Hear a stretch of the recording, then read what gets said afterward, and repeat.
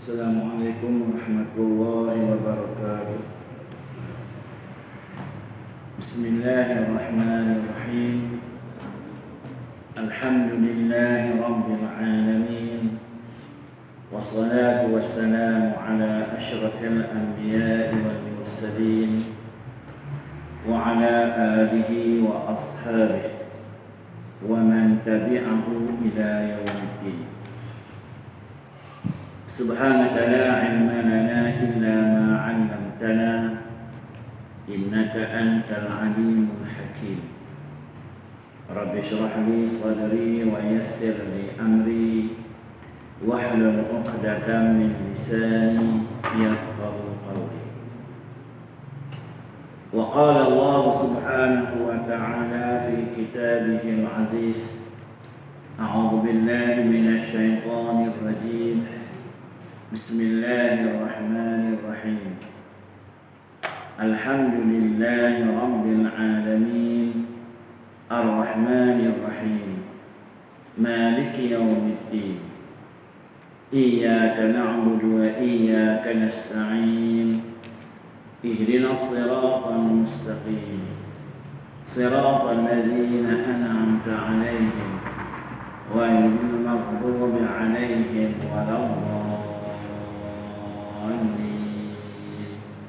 Amin. Wa qala Allah ta'ala a'udzu billahi minasy syaithanir rajim. Bismillahirrahmanirrahim. Qul huwallahu ahad. Allahus samad. Lam yalid wa lam yulad wa lam yakul lahu kufuwan ahad. Sadaqallahul azim. InsyaAllah pada malam ini kita akan sambung pengajian kitab Al-Hikam Ibnu Atha'illah Sakandari. Kita sampai pada muka surat 61. Muka surat 61. 1, 2, 3, 4, 5, 6, 7, 8, 9, 10, 11, 12, 13 baris daripada bawah. Muka surat 61, 13 baris daripada bawah. Iaitu kita masuk pada kata hikmah yang ke-92.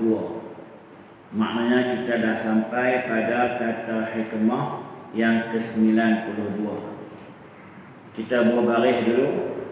Wa qala al-musannif rahimahullahu ta'ala man abadahu. Berbaris dulu. Man abadahu li syai'in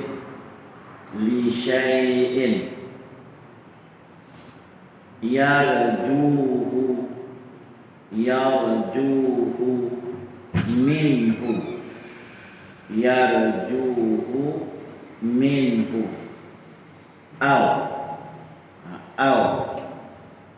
liyadfa'a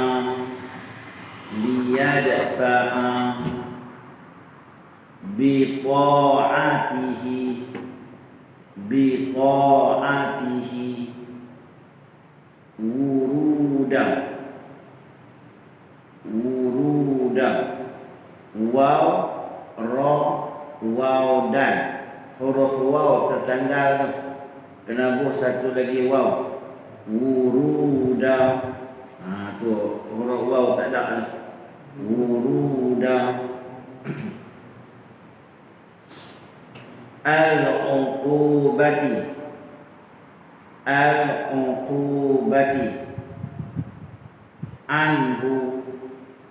anhu fama qama bihaqqi. Huruf qaf ada tasydid. Bihaqqi awsafihi.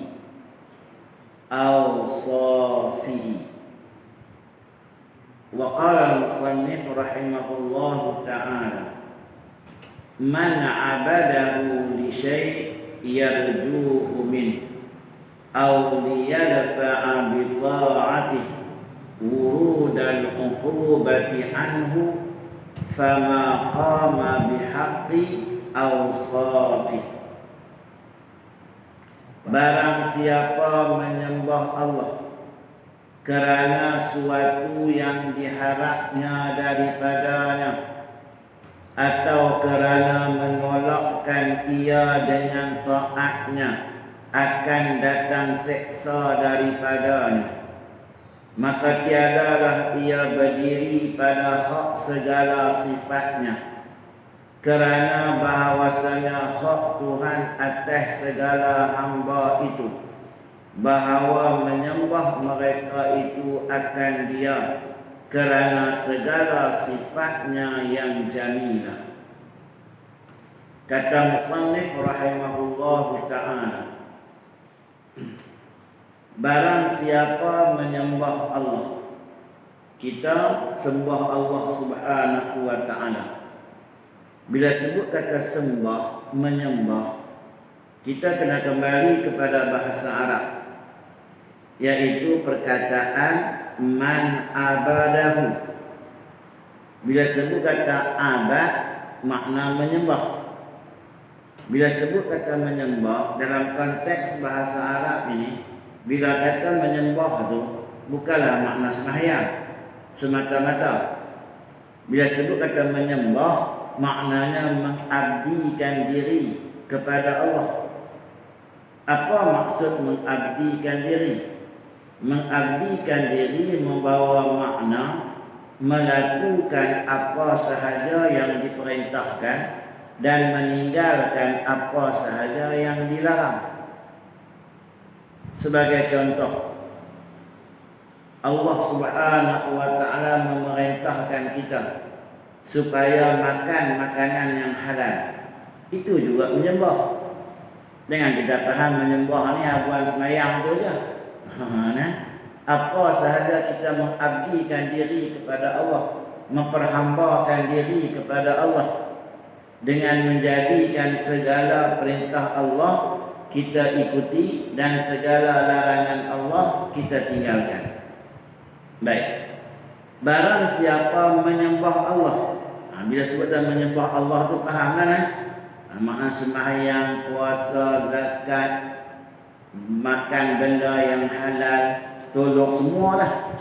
Yang dia buat sesuatu itu kerana Allah subhanahu wa ta'ala. Baik. Barang siapa menyembah Allah kerana suatu yang diharapnya daripadanya, dia sembah tu pasal apa? Pasal dia harap sesuatu. Contohnya, dia sembahyang. Pasal apa dia sembahyang? Dia mengharapkan syurga Allah. Dia sembahyang, dia mengharapkan pahala dari Allah. Dia mengharapkan sesuatu daripada Allah subhanahu wa ta'ala. Atau kerana menolakkan ia. Apa makna menolak pula? Pasal apa dia sembahyang? Dia sembahyang kerana takut neraka. Itu menolak kan? Pasal apa dia sembahyang? Kerana kalau tak sembahyang berdosa. Dia menolak kan? Atau kerana menolakkan ia dengan taatnya, seksa daripadanya. Pasal apa dia sembahyang? Kerana tak mau kena seksa. Jadi siapa-siapa yang menyembah Allah kerana nak mendapatkan pahala daripada Allah, ataupun kerana nak menghindarkan diri daripada seksaan, faham dia lagu tu? Baik. Maka tu jawab tu. Maka tu jawab dia. Sebab jumlah tu kalau dari sudut ilmu nahwu dia panggil jumlah syartiyah. Jumlah syartiyah dia ada jawab syarti. Dia ada jawab dia. Siapa yang buat lagu ni? Baik, apa jawab dia? Dia ada jawab dia. Maka tu jawab dia. Maka tu kembali kepada harapan tadilah. Dia sembahyang kerana nak pahala, atau dia sembahyang kerana takut kepada siksa. Maka tu tiadalah ia. Tiadalah ia itu maknanya tidak dikira. Tiadalah ia, yakni tidak dikira. Berdiri pada hak, tak dikira. Ikhlas dalam melakukan ibadah kepada Allah Subhanahu wa ta'ala. Itu lagu mana tu? Kiranya orang yang sembahyang kerana nak pahala, tak ikhlas. Orang yang sembahyang kerana takut kepada seksa, tak ikhlas. Itu yang kata kita Al-Hikam ni kena mengerti. Tidak ikhlas, tak dikira orang yang ikhlas pada maqam khawas, bukannya pada maqam awam. Itu kena faham tu. Maqam khawas, yakni maqam para awliya, mereka yang dekat dengan Allah Subhanahu wa ta'ala, mereka yang duduk pada maqam awliya, maqam anbiya, maqam yang tinggi ni. Kalau mereka beribadah kerana nak pahala, kalau mereka beribadah kerana takut seksa, dikira tidak ikhlas. Adapun pada maqam awam, maqam awam ni maqam macam kita ni. Maqam awam, kalau dia buat ibadat kerana nak pahala, dikira ikhlas. Kalau dia buat ibadat kerana takut seksa, dikira ikhlas. Ukuran ikhlas bagi maqam awam ni, maknanya dia buat ibadat mengharapkan habuan dari Allah, bukannya mengharapkan habuan daripada makhluk. Kalau dia buat ibadat mengharapkan habuan daripada makhluk, namanya tidak ikhlas. Tentu baru tak ikhlas. Contohnya pada pasal apa semayang. Semayang lah. Kalau tak semayang sekali lagi, mereka ingat pula. Tak siapa yang ingat. Mak ayah ingat, bini ingat, duk ingat di rumah, duk suruh pergi masjid punya pemain juga. Kalau tidak, aku tak nak main. Dia main masjid pasal bini beletak di rumah, maknanya tak ikhlas. Sebab itu bukan habuan dari Allah. Itu bukan datang daripada Allah Subhanahu wa ta'ala. Pasal apa hang semayang? Semayang ni boleh pahala banyak, kira ikhlas. Pasal apa hang semayang? Semayang ni kita boleh masuk syurga, ikhlas. Sebab syurga itu janji Allah, pahala itu datang dari Allah. Kita ni kalau rajin semayang, insya-Allah kita akan dapat banyak rahmat Allah. Jadi hang semayang kerana nak rahmat lah. Nak rahmat Allah pun dikira ikhlas dalam maqam awam. Adapun maqam khawas, khawasul khawas, para awliya, para anbiya, dikira tidak ikhlas.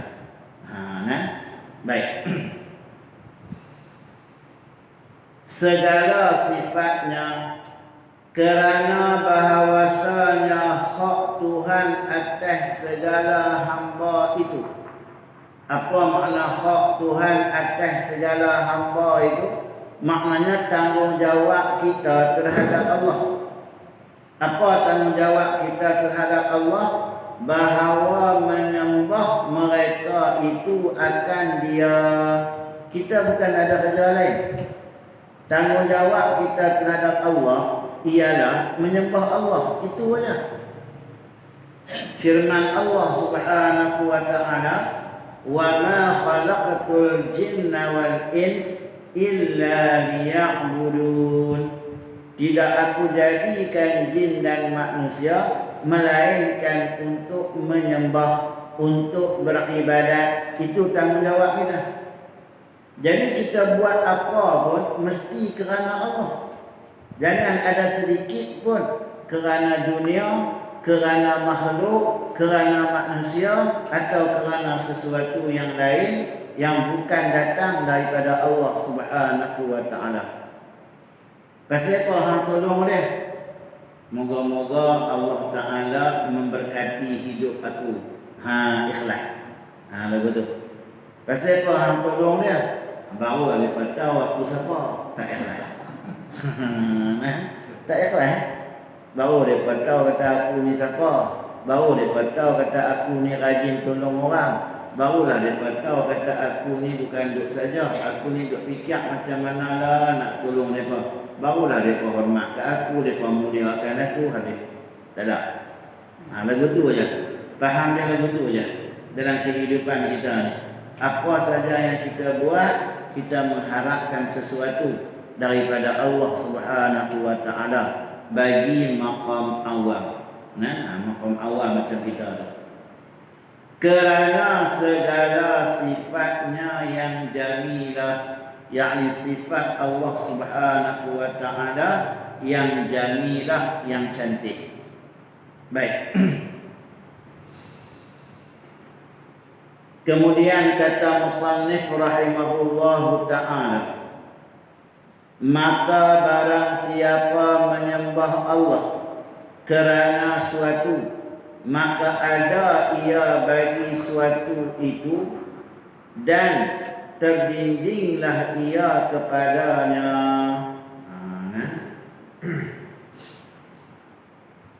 Maka barang siapa menyembah Allah, kalau dia sembah Allah kerana sesuatu.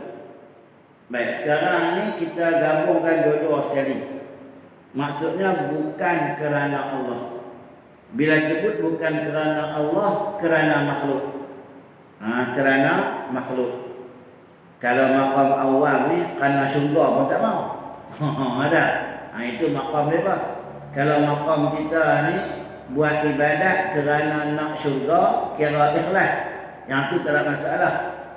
Jadi di sini kita faham ayat ni, maka barang siapa menyembah Allah kerana suatu, maknanya bukan kerana Allah, bukan kerana nak syurga, bukan kerana nak pahala, kerana nak sesuatu yang lain yang datang daripada makhluk.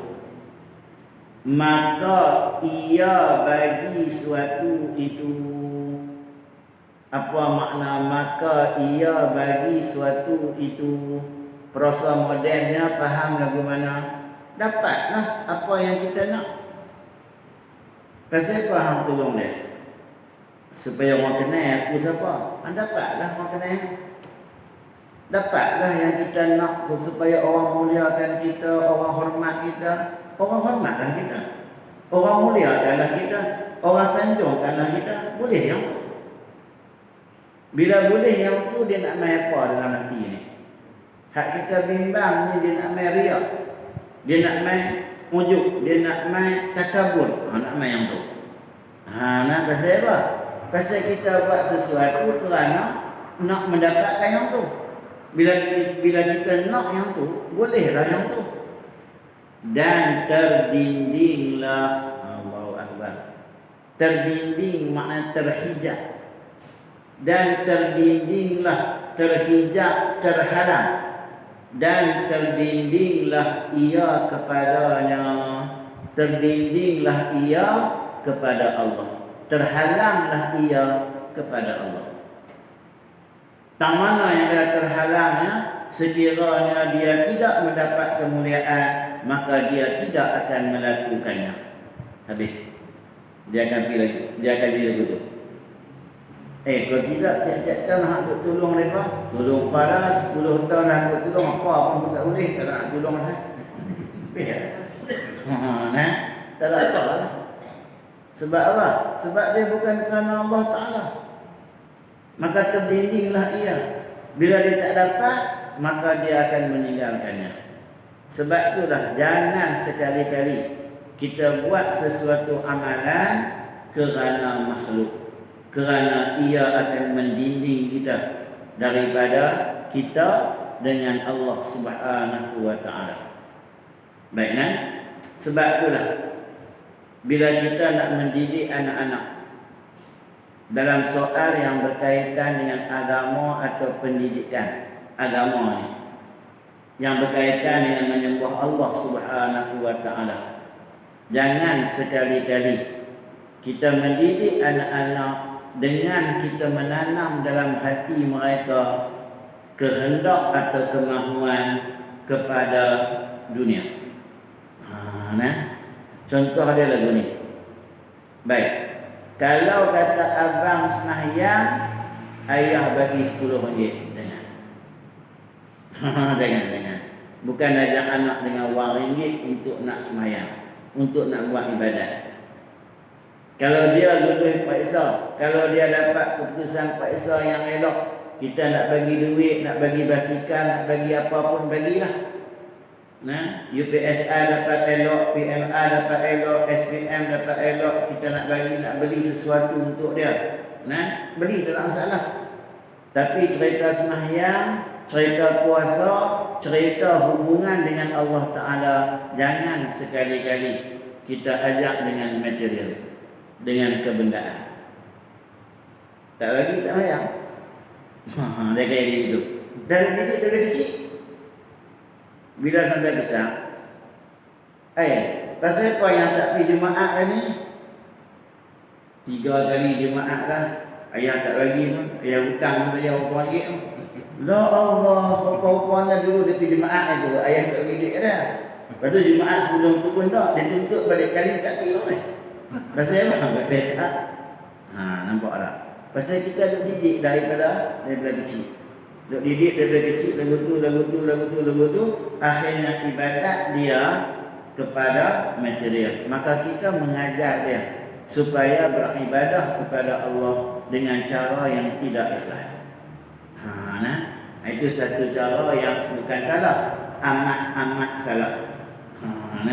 Mendidik dengan material, soal yang berkaitan dengan pengabdian terhadap Allah Subhanahu wa Ta'ala. Baik. Dia sembahyang ni dia tak apa sangat, tang puasa. Kalau sehari puasa 10 ringgit. Katalah. Tak lagi bila habis bulan puasa sebulan dia tuntut membayar. Tak bagi tahun depan minta maaf lah minta maaf. Tahun depan dia puasa tak puasa. Tak bagi tak puasa. Allahu Akbar. Jangan duk ajak lagu tu. Maknanya kalau kita nak bagi pun, orang kata bagi duit raya lah. Kalau nak bagi duit raya dekat anak-anak ni, bukan kerana kita tak pergi atok dia sehari-hari tu. Jangan tak pergi janji, jangan tak pergi atok daripada awal tu. Sehari, dia kira. Kalau sehari 10, dia kira sebulan 300. Dia kira. Dah 30 hari, dia tuntut 300. Tak tahu ayah dia bagi RM100 kan. Dia kata ayah hutang lagi 200. Ada pula. Saya tak tahulah. Jadi gelak lagu tu. Tapi kalau jadi lagu tu, kita menghadapi masalah dalam pendidikan agama terhadap anak-anak. Cara yang tak kena lah. Jadi bila tak bagi, dia tak mau buat. Baik. Kemudian kata musannif rahimahullahu ta'ala,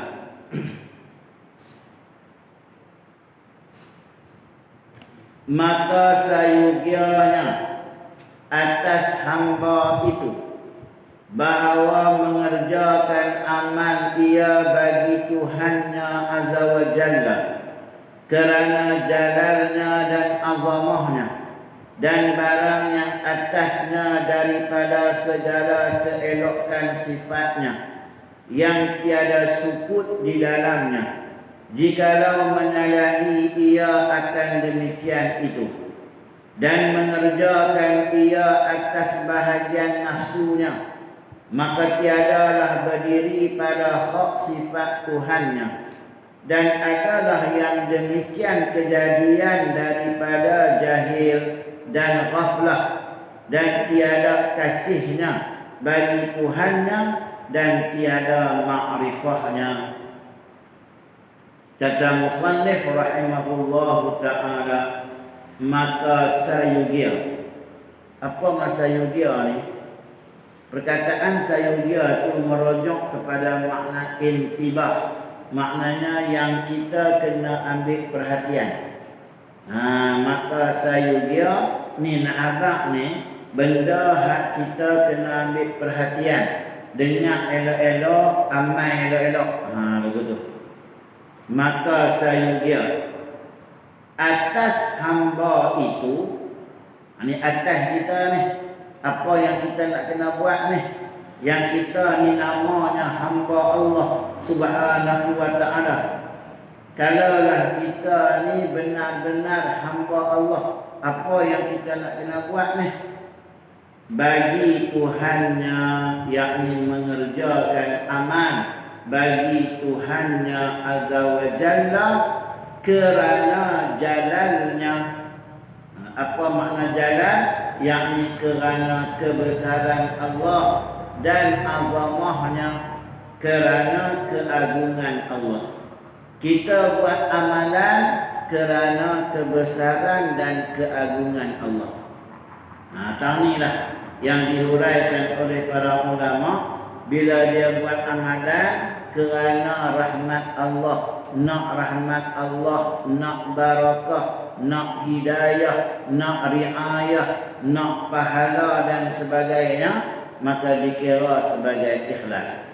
Cuma maqam dia tu agak ke bawah dan dinamakan dengan maqam awam. Baik. Dan barang yang atasnya daripadanya tu, yakni apa? Kita buat ibadat kerana sifat-sifat Allah Subhanahu wa ta'ala. Pasal apa kita minta ampun pada Allah? Kerana Allah Ta'ala Maha Pengampun. Begitu. Itu atas sifat dia, atas sifat Allah. Pasal apa kita mohon rezeki kepada Allah? Macam kita tengok dalam doa sembahyang sunat duha. Wa in kana rizqi fis samai fa anzilhu wa in kana fil ardi fa akhrijhu. Ya Allah, sekiranya rezeki itu ada di langit, turunkanlah ia kepada aku. Dan sekiranya rezeki itu ada di bumi, maka keluarkanlah ia kepada aku. Pasal apa kita minta doa? Allah Ta'ala bagi rezeki dekat kita kerana sifat rahmannya, yakni Allah Ta'ala Maha Pemurah. Jadi kita mohon rezeki kerana Allah Ta'ala Maha Pemurah. Kita istighfar kerana Allah Ta'ala Maha Pengampun. Lagi apa dia lagi? Yang kita ada minta doa tu kita nak apa dia lagi? Tapi nak kerana sifat kamalat, kesempurnaan Allah Subhanahu wa ta'ala itu. Baik. Yang tiada sukut dalamnya, sukut maknanya diam. Kalau kita merujuk dalam kamus bahasa, perkataan sukut dengan makna diam. Jadi bila kita baca kitab Al-Hikam, apa maksud diam di sini? Kita kena melihat daripada sudut istilah al-mutasawwif. Yang kata sukut di situ ialah maknanya segala keelokan sifat Allah Ta'ala hendaklah digerakkan dalam kehidupan kita dengan menghayati sifat tu elok-elok. Itu makna sukut. Makna sukut ni diam, itu bahasa. Tapi dalam bahasa dalam istilah al-mutasawwif, tak ada dah diam dah. Tak ada dah yang lebih pemurah melainkan Allah. Tak ada dah yang lebih pengampun melainkan Allah. Yang tu bagi tanam dalam diri kita. Dan yang mengampunkan dosa itu siapa? Allah Ta'ala.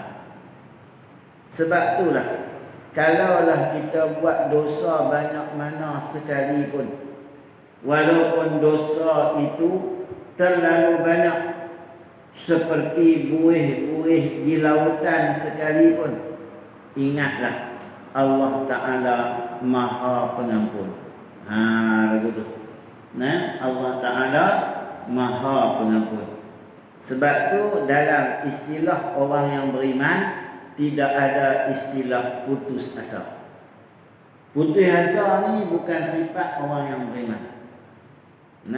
Cerita putus asa tak tahu nak buat apa, pergi ambil tali gantung bunuh diri. Tu agama Hindu Puak-puak Hindu kerak bunuh diri. Sebab itu dalam Islam apa hukum bunuh diri haram dan berdosa besar.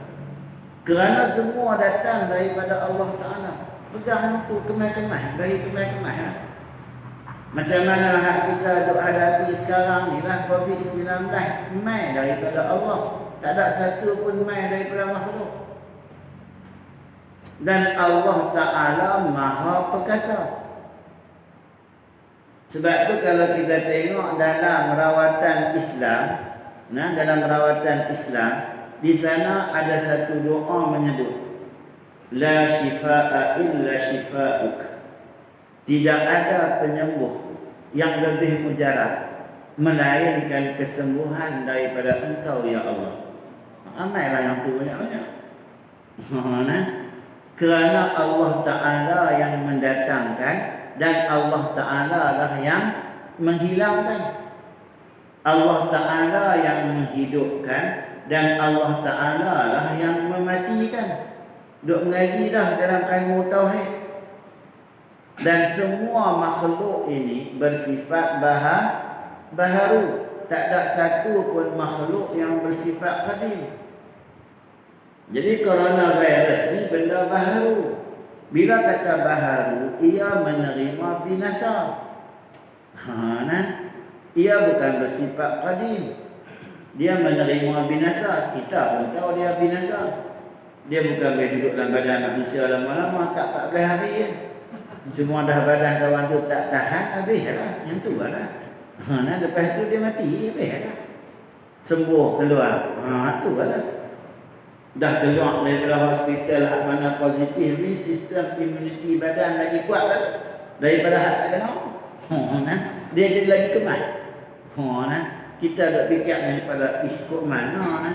Ini yang kata kuasa Allah Ta'ala. Dalam apa? Dalam bala tu ada nikmat dia. Dalam ujian Allah itu ada nikmat dia. Dan dalam nikmat tu juga ada ujian Allah. Ingat yang tu elok. Baik. Jadi sukut dalamnya, bila sebut kata yang tiada sukut dalamnya, tak ada dah nak pi sama dengan sifat Allah Subhanahu wa Ta'ala. Kalau kita ada kawan kita tu pemurah, Allah lagi pemurah. Kalau kawan kita tu penyayang, Allah Ta'ala lagi penyayang. Begitu. Jikalau menyalahi ia akan demikian itu. Jikalau menyalahi ia, dia tak apa nak percaya lalu tu. Dia tak berapa nak yakin Allah Ta'ala Maha Pengampun. Dia tak apa nak yakin Allah Ta'ala Maha Pemurah. Dan mengerjakan ia atas bahagian nafsunya. Maka bila dia buat satu-satu amalan, dia buat dengan nafsu. Dia buat dengan nafsu dia. Tak ada kalau tak kerja tak nak boleh Allah Ta'ala pemurah. Pemurah apa pemurah? Main dengan kita tak buat kerja tak nak main. Dia jadi begitu. Ada. Dia akan buat kerja dengan nafsu dia. Maka tiadalah tak dikira tiadalah hak sifat Tuhannya. Tidak dikira, maka tiadalah berdiri pada hak sifat Tuhannya. Yakni dia buat kerja tu juga tidak dikira kerana Allah. Dikira kerana apa tu? Kerana nafsu. Dia bilang tu. Sebab itulah Ibnu Athaillah telah menerangkan kepada kita, jangan buat ibadat dengan nafsu. Buatlah ibadat dengan ilmu. Tu. Ni kita sembahyang ni dengan apa? Dengan ilmu. Jangan sembahyang dengan nafsu. Sembahyang dengan nafsu lagu mana ustaz? Ikut suka dia. Dia rasa dia rokok, dia rokok. Tu imam tak rokok lagi, dia rokok dah. Lambat sangat tu imam ni, tu rokok dulu kan. Jadi lagu mana sembahyang dia? Rosak binasa habis. Apa yang Allah ni ma'rik lambat ada 7.21 bang dia awal je balik awal. Dia awal tu. Dia nak ikut nafsu dia. Mai bulan puasa pula. Mai ke hujung nak dekat dengan raya buka puasa lambat. Dia kata buat awal tu awal dah juga. Lagi 5 minit Nah, bang awal kita buka puasa awal. Elok. Buat ibadat dengan nafsu jadi apa? Jadi rugi, jadi rosak. Orang perempuan dengan orang sabar. Siapa yang untung, siapa yang rugi? Orang perempuan yang rugi. Pasal dia buat benda dengan nafsu. Dia ikut nafsu perempuan dia. Panas barang dia. Tapi kalau dia buat kerja dengan sabar, berjaya dia. Dia start motor. Start tak motor tak bunyi. Start tak bunyi. Motor ni saya lagi aku lempak masuk dalam sungai bodoh. Jadi orang perempuan. Lepas tu ada kawan pula pergi cucuk belakang. Lempak tengok, dia lempak motor. Dah dia angkat lempak. Jahanam tak motor tu. Jahanam lah. Tapi orang sabar lagu mana? Dia start tak bunyi. Awak ni pelak apa ke? Buka-buka tengok minyak tak ada. Sampai bila tak bunyi? Minyak tak ada. Minyak habis ke? Ataupun Jawa mereka kecoh. Jawa mereka dah tunjuk kata ada, tapi minyak habis. Jawa mereka tu rosak kan. Lepas tu pergilah beli minyak, bubur. Start jalan tak? Start jalan. Hak kawan tadi, motor duduk sungai. Minyak tak ada aja. Tak ada apa pun. Tapi duduk dalam sungai lah. Ada. Rosak habis. Binasa. Jadi maknanya Islam ajak kita apa? Islam ajak kita sabar. Islam tak ajak kita jadi orang yang pengah. Sebab tu kadang-kadang bila mai bulan Ramadan kan, sembahyang tarawih, kita pula di masjid katalah kita jemput seorang tu imam, mai jadi imam tarawih. Dia ni imam hafiz ke apa kan? Mai dia baca bukan tanya. Duduk dalam rumah, tengah duk sembahyang, kau yang panjang sangat tak fikir orang apa lah. Nah, dalam sembahyang marah kat imam. Dia ikut nafsu dia. Habis sembahyang tu sembang dia hendak. Fikirlah makmum sama. Dia yang fikir makmum ni sembahyang fardu. Sembahyang sunat kalau gamak tak boleh pergi habis 2 rakaat start motor balik pergi sembahyang di rumah orang. Tak ada masalah pun. Ataupun pergi masjid lain. Jangan pergi sembahyang di masjid lain. Saya ada kawan seorang dia atok masjid. Dia atok masjid sembahyang tarawih. Contohlah saya katakan begini kan. Dia mai sembahyang tarawih, sembahyang Isya di Masjid Bukit Temaga. Habis sembahyang Isya, sembahyang tarawih.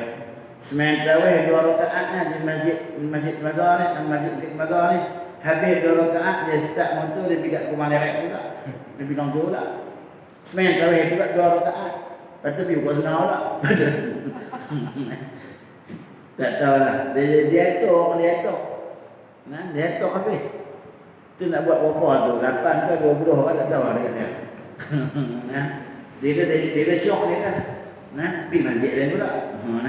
Tu dia kira lagu mana semayang dia sah ke tak? Tak ada masalah. Kita contohnya lah, kita katakan kita main semayang tarawih kan. Katalah di Bukit Temaga, wallahu a'lam, saya pun tak tahu di sini. Katakanlah semayang tarawih di sini buat 20 rakaat. Dia pun main semayang.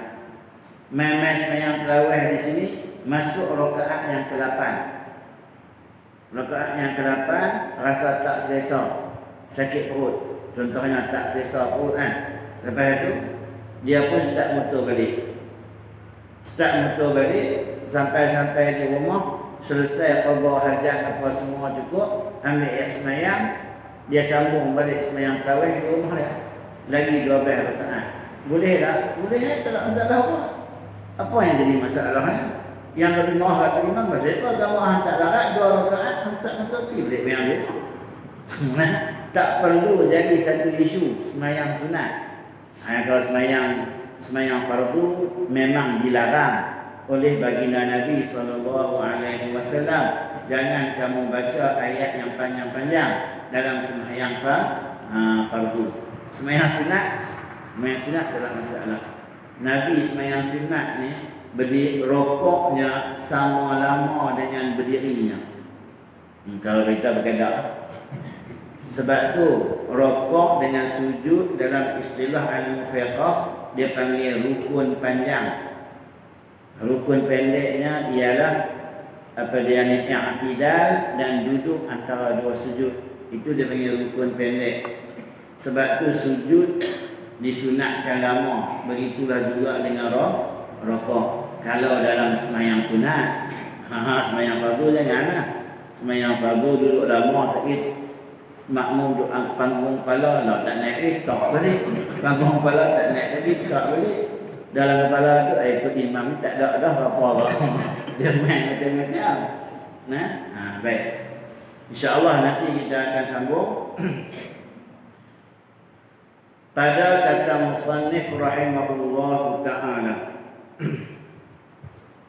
Jikalau menyalahi ia akan demikian itu dan mengerja ia atas bahagian nafsunya, maka tiadalah berdiri pada hak sifat Tuhannya. Dan adalah yang demikian kejadian tu daripada kira jahil dan ghaflah, lalai, tiada kasihnya bagi Tuhannya dan tiada ma'rifahnya. Makna dia bukan orang yang kasih kepada Tuhan, kepada Allah, dan dia bukan orang yang kenal Allah Ta'ala. Orang yang kenal Allah, orang yang kasih Allah, orang yang buat ibadat bukan kerana nafsu, tetapi buat ibadat kerana ilmu dan mengharapkan habuan daripada Allah Ta'ala. Baik, insya-Allah nanti kita akan sambung. Dan sesungguhnya telah bersalah kesalahan. Sama tu. Dan saya dimaklumkan bahawa